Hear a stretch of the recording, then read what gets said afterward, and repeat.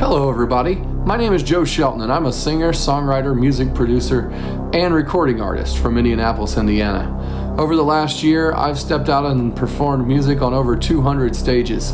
Along the way though, I met a lot of great people that I didn't expect to. They were inspiring artists and songwriters and musicians, and I want to share all of that inspiration with you. So that's what this show is about. Moonshine equals love, shine in love on the music. Moonshine and music starts now.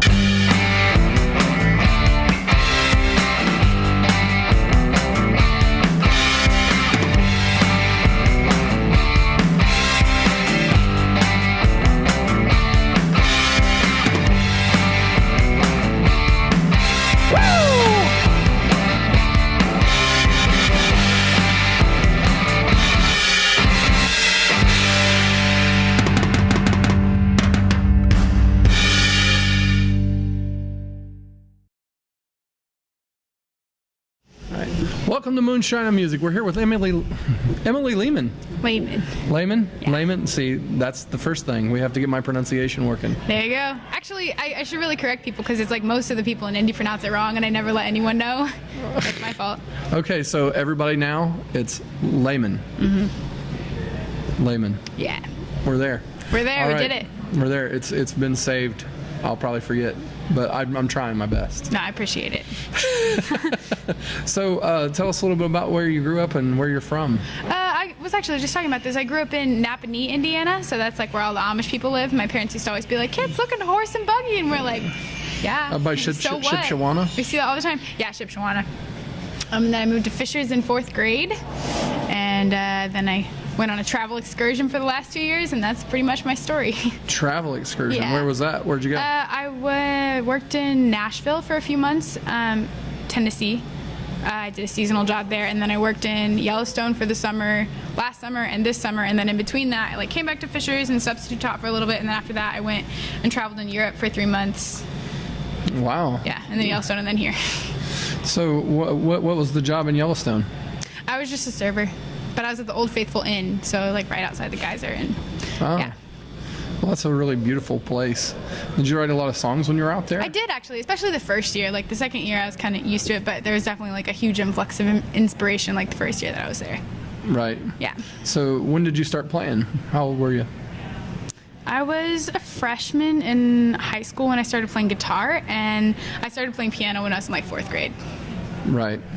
So did you start writing songs right away, or were you doing other people's songs? I kind of started writing songs. I wrote songs all the way through high school, but I had a hard time really starting to write songs because I had the perfectionistic complex where I didn't want to write songs that were bad, so I just didn't write songs because you have to write the bad ones to get the good ones. So I wrote songs sometimes in high school, and then it was after high school when I started getting opportunities to perform in the real world, and then eventually just get tired of covers. So I was like, okay, I have this platform to share something that I want to say. So that's when I really started mastering or digging down and writing the bad songs so I could get the good ones.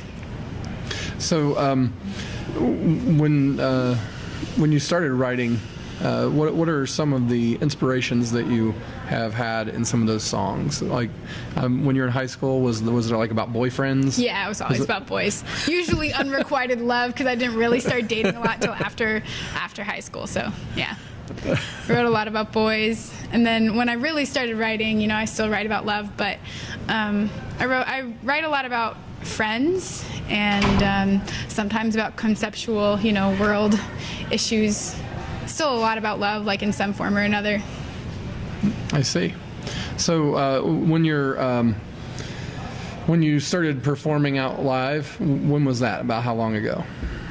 I guess 4 years. Yeah. Yeah. Where was that? Where was your first show? Bloomington, Indiana. What was the place? It was called Serendipity. Serendipity, Yeah, like the movie? Serendipity Martini Bar. Yeah, like the movie. Did they have that kind of? Yeah, it's a good Christmas movie, I think. Yeah. So it was a martini bar. So it's just kind of an upscale place. It was kind of an upscale place. Yeah. So how did it feel when you went out there the first time? I mean, what was it like stepping out in front of the crowd?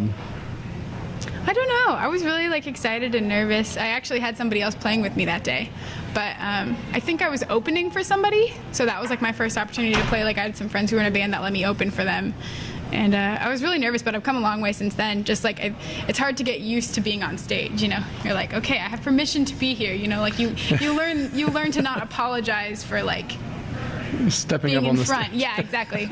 It's definitely a different skill than like when you're in high school and you just play the talent shows. You know. Well, true. So you played high school talent shows? Yeah. What did you do in those? Usually sang and played an instrument of some sort. And I was like in choir. Yeah. What kind of songs? Who are some of your favorite artists? I really loved Ingrid Michaelson and Jason Mraz and Sarah Bareilles. You know, the very like emotional songwriters. I liked Damien Rice and like Glenn Hansard. Just like very melodic, like emotional music. And so was that some of the stuff you pulled out for the talent shows? Or? Yeah. I can't remember. I think so. Yeah, like I know that I played a Sarah Bareilles song one year. I played... Which one?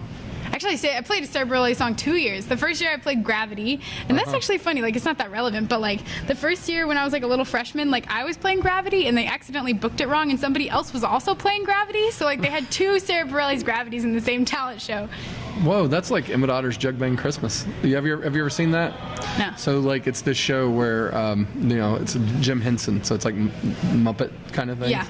Well, two of the bands end up having the same song, so they like go outside and the second band learns a song. Yeah. A whole new song before, because they don't want to play the same one. That's cool. You didn't do that, right? I didn't do that. I thought about doing it, but I was playing piano and she played with like a click track, so it like wasn't. It wasn't the same. There was like some differentiation, yeah. Sang in different keys, you know. Wow. I mean, that's kind of tough when you're the second person, right? Yeah, I don't remember if I was first or second. I think I was second. Because then, you know, you know, it's like, whoa, they just did it. Now I have to like actually compare exactly to the same song, right? Yeah, it was like hard because I think she was like a senior and I was like a freshman and no one knew me, and like so I think she went first and then I went on and everyone was like, isn't this the same song? But you know, they still like me. Well, that's cool. Yeah. You know, so have you got any records done? I have not got any records done. Are you you're preparing for that? I am sort of like. Yeah, like record shopping. Like I'm always hesitant like to commit, but I like really need to record. That's like my next step for sure. So I'm sort of in the market to find somebody who can help me with that. Well, there's a few people around town that watch this show. So if Emily's looking for a place to record and some people to help her, so, you know, hook up with her. So I'm trying to see. I'm going to make sure that I keep the time under control. Yeah. So, you know, outside of music, what are your things that you do that, you know, people might be interested in to get to know who you are? Yeah, well, I've already said that I travel, so I do really... Just traveling? Yeah, I like to travel. I like to float around. I journal a lot. Where'd you go in Europe? I went a lot in Western Europe, so I was in... Do you want to hear all the countries? Yes. Yes, I was in Portugal, and then Spain, and then France, and then Italy, and then Germany, and then Ireland. So what was one of the things that you came across there that really struck you when you were over there? I mean, it really, you're like, I vividly remember that because it was really something that... Yeah, there's a lot of things because I was there for 3 months, but I would say, I was just like reading through journals actually this morning from when I was there, and I would say that like, it's very communal, like in certain places more than others, like particularly like in Spain and Portugal and maybe like Italy. Like it's very, like when I first got there in Portugal, like I was like I like stumbled into this like schoolyard, like where all the Portuguese children were eating their lunch, and there was not one single phone, like, and they were all just like hanging out and laughing, and like, you know, that's sometimes what I don't like about society is like how like sort of engrossed we are, and I like never really realized that if you go somewhere else it can be different, you know. So like I would say that in general they're like more communal, and also like I really was like, people went so, because I ended up that I was traveling alone, so like, you know, it's scary, like, oh, like, no, like this little girl's like over there like in Europe by herself, but like actually I've found that like for every one person that like wants to hurt you, there's like 3 people who want to help you. And I would say actually like traveling alone as a woman, like I think that it, in some ways it's like it's in your favor, because like people feel concerned for you, you know, they want to help you. Like I had a lot of people really go out of their way. Like they looked at me and then they perceived that I was in trouble or like about to ride the bus to the wrong end of town, and they were like, okay, where are you needing to go? Like, you're about to go the wrong way. Like, let me take you there. You know. So gave me some faith in humanity. Well, that's cool. Yeah. Did you see like all the big sites while you were over there, like, you know, the Coliseum? Or... I did see the Coliseum. It was actually raining and freezing the day I went, and it was still like completely packed in February in the rain. It's like, holy cow, like I can't imagine how it is in the summer. It's crazy. Yeah. So, and you went to like what, the Eiffel Tower? No, I actually didn't make it to Paris. But you went through France. I did go through France. Yeah, not for very long. I think for like a couple of weeks. I spent some time in this place called Aix-en-Provence, and then I went to Marseille, which I really liked, and I was in Nice briefly, and that was it. So I just went to 3 cities there. I see. Well, that sounds like a lot of fun. Did you get to play music while you were over there, or were you? I played a show in Dublin. Like Dublin has a great music scene for like the little like emotional songwriters. Like they have a soft spot for like the type of music that I play for sure. I was only there for like 2 weeks, and I like booked a show, and I had like more shows like lined up, and you're like, wait a minute, my travel's happening. Where are you playing next? Yeah, exactly. That's like kind of why I'm settling in Indy for a little bit, because like it's hard, because it's like the way it works is like you play a show and then someone hears you and they're like, oh, I have this opportunity for you, and then if you're traveling, you're like, but I'm leaving, you know. So right. So you need to take a little time to figure that out before you're going. I mean, there's shows to do on the road. Right, that's what I'm saying. Like there are shows, but if you leave, like if you're playing a show and someone hears you and has something else to offer you, then if you're leaving, then you can't like follow up, you know. Right. So it's kind of a double-edged sword on that way, huh? Yeah. But while I was traveling, I also got to play. I mean, I got lonely a lot. So whenever I got lonely, I would just like kind of sit on the street and play music, because I had a guitar, and like I got to meet a lot of people that way. And like you play music for people when you meet them in your travels, and so. Do you do that around here? Do you like just? Not so much. I did a lot more there because I was just kind of floating around, but I don't do a lot of busking in the U.S. Well, I mean, I did it on the interstate once. Did anyone stop? Yes, we were all stopped. That's why. I get it. There was like a traffic accident, and I was on the way to a show, and I got out of my car, and some guy's like, you know, what's going on? You know, he says, you know, I was just heading home and got stuck. I was like, yeah, well, I'm heading to a show, like, you know, in the town up there. It's like 2 miles from the exit, and he was like, oh, you play music? He's like, well, can you play something now? And I'm like, well, I don't see why not. You're talking to the guy in the car next to you? Yeah, because we got out of our cars because we were just completely stopped. So we were just standing outside our cars. How long were you stopped for? Like 45 minutes. So like I opened up the back of my car and I started playing, and then people started throwing money in my case. They just throw money? That's awesome. Were like 30 people gathered out on the Interstate 70. It was weird. So and then like a car stood. Somebody said the cars are moving, and I was like, you're like, yikes! Quickly, we got to get back in the car. Yeah.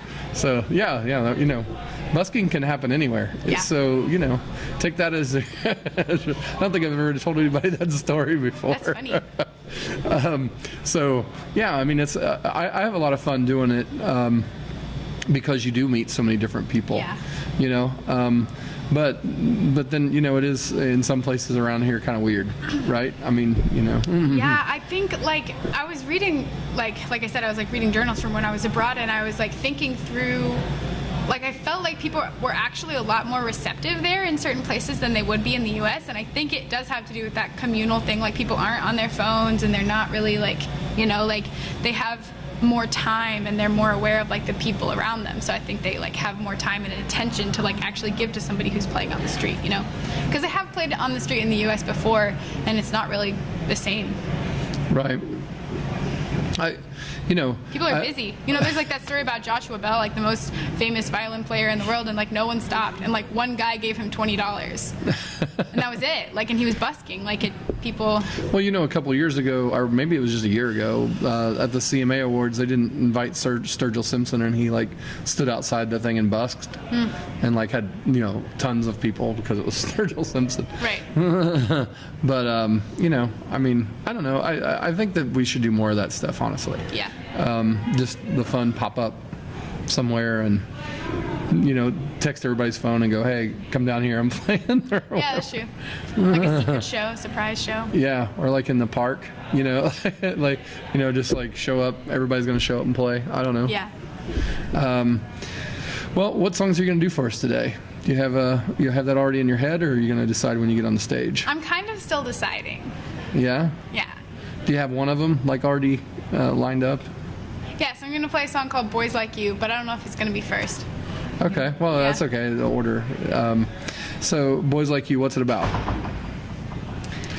Is it about boys? It sounds like it. It is. I have been very lucky in my life to have mostly dated people who really, value and respect me and, think that I'm magical, you know? So I do feel really blessed that I didn't get sucked into this culture where guys, make you feel bad about yourself. And, I would be a totally different person if I grew up on this scene where, people kind of do the minimum for you and then you accept that and feel like you're being treated really well when really they're just kind of, doing the bare minimum. So I had an experience sort of like that, and I looked back on sort of the people who have been involved in raising me, you know, and it's I could have turned out to be somebody totally different if I had been influenced by different relationships, if that makes sense. So then that's kind of where the song goes. Right. All right. Well, you ready to perform for us? I am ready to perform. All right, killer. Great to have you on the show. Thank you for having coming me. in. Thank you for sitting through the drill. I know it's kind of disquieting sometimes. No, it's fun. Was it fun? You had a good time? I had a great time. All right. Well, I've only thanks. been interviewed one time, so. And this was it, or this is the second time? No, so I guess this is the second time. It's a pleasure to have you on. I can't wait to hear you sing some more. I've heard you sing in the past, and I love it. Thank you. So I can't wait. Thank you. All right. We're going to be right back with Emily Lehman with some good tunes. All right, so my name is Emily Lehman, and my first song is called Blinky Eyes. There's this boy I love, and he just has the brightest, happiest eyes that I've ever seen, and so I call him the Blinky Eyes, and that is the significance of the little hook.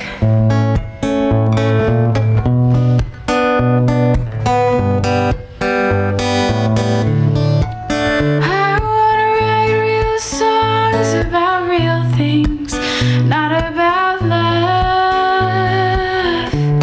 And Joni, she inspired a generation. We could use that now. I wanna write about the hurricanes swallowing the coast. Wanna write about our leader making us a joke. What I think about is you and your blinky eyes. What I dream about is the way that they squint up when you smile. What I wanna do is work it out with you.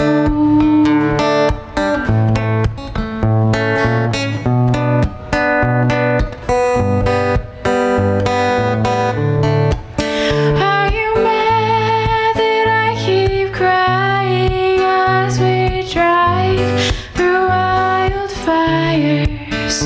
The eyes that lit the trees won't light up for me. I wanna write about the hurricanes swallowing the coast. Wanna write about our leader making us a joke. What I think about is you and your blinky eyes. What I dream about is the way that they squint up when you smile. What I wanna do is work it out with you.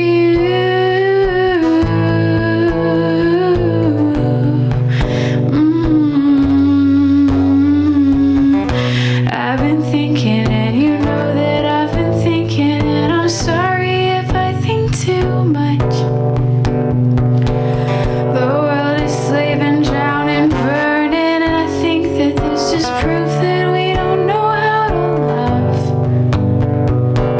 So I could write a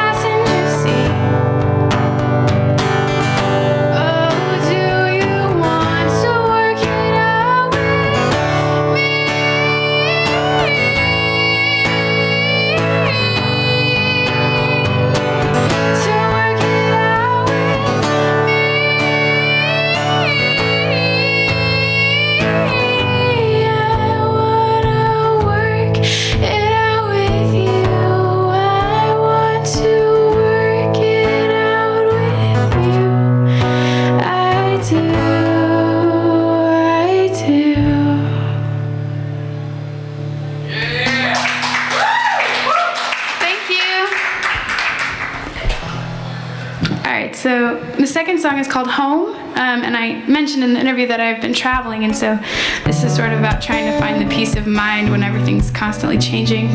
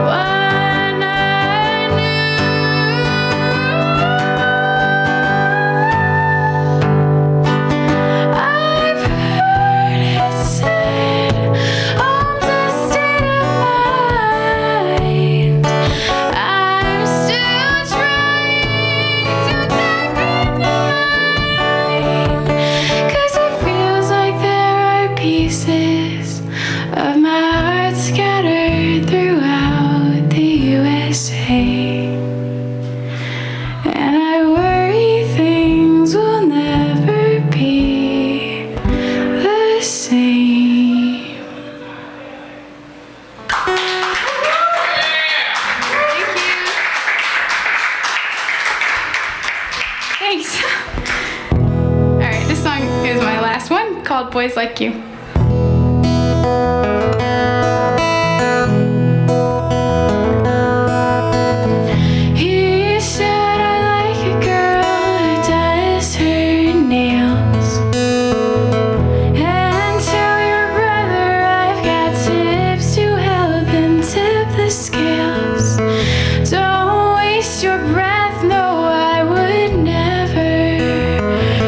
Tell him that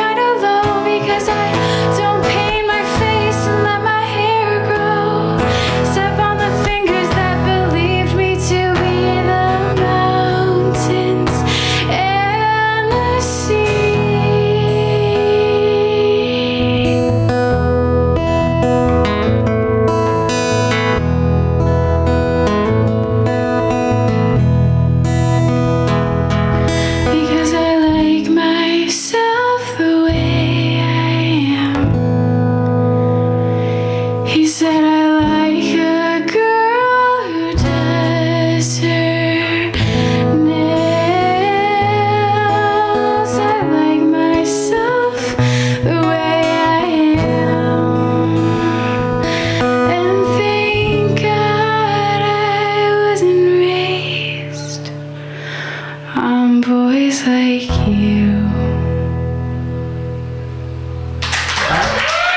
Thank you very much. Moonshine and Music is a presentation of Notlehs Entertainment. Copyright 2018, all rights reserved. Our producer for today's show was Joe Shelton. Our cameraman, grip, and stunt double was Brent Lee Smith. And also helping out on cameras, setup, and all sorts of other things, Bailey Shelton. Thank you for joining us, and join us next week on Sunday for Moonshine and Music.